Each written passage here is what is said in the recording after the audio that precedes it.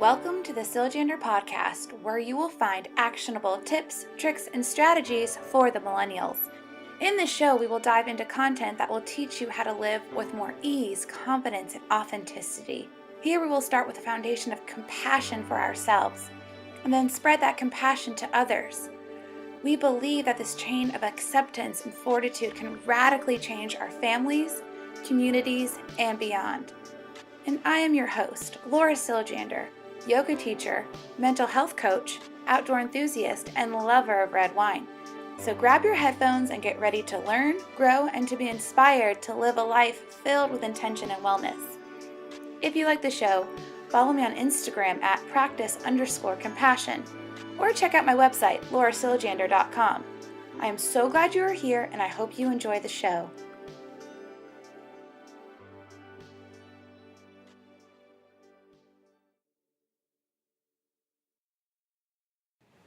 Hi everyone, Laura here. Thank you for joining me today on the Siljander Podcast. I have a very quick food for thought episode this week, and I wanted to see if you liked the longer versions of the podcast or these quick versions of the podcast. Let me know on social media at Practice Compassion, or maybe you like both. Either way, I would love to hear from you. If my voice sounds a little bit funny, it's because I'm getting over the flu, so bear with me. I just ran a distance race and I think perhaps my immune system was somewhat compromised, but that is not why we are here. We are here to discuss something about yoga that brings a lot of people to their mat. I know a lot of athletes come to yoga because of injuries. Or people hear that yoga is really good for stress relief, which it is. But for some people, pain and hardship brings you to your mat. And I wanted to talk a little bit about why this helps, why yoga is so good for the heartbroken, for those who feel fear, for those who are in such deep pain. Most of us have felt that deep pain before. And many of my students after class will express their deep pains to me. And I'm a mental health coach, so I have deep empathy, deep compassion for them. And I always encourage them to come back to their mat. But I wanted to describe to you a little bit about how asana and posture can help us learn to heal from our pain.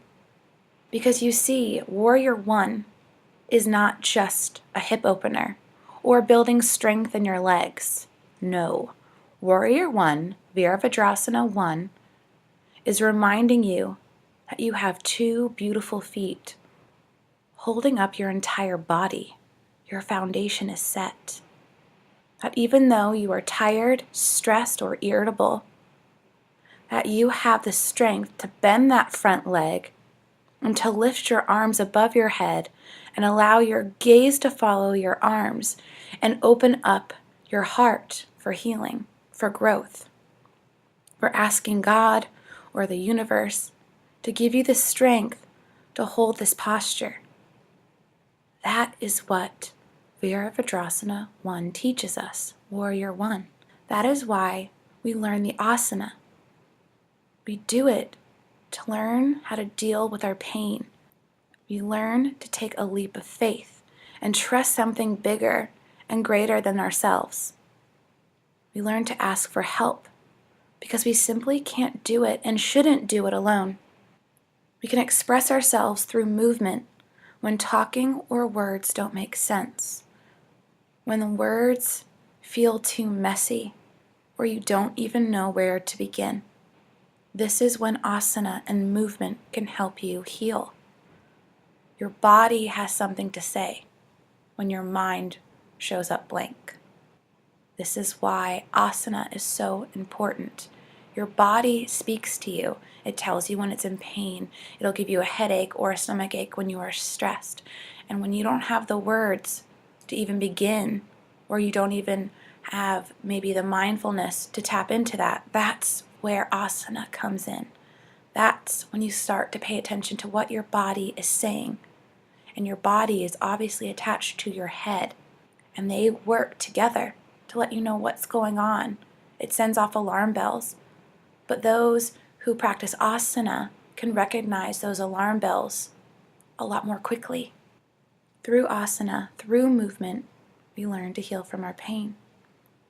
We notice that there's something also inside of us other than pain. There is light there too.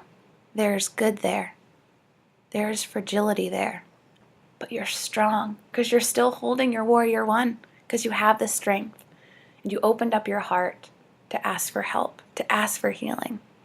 And only light can drive out the darkness. So you see, warrior one is not just a hip opener or to build strength in your legs.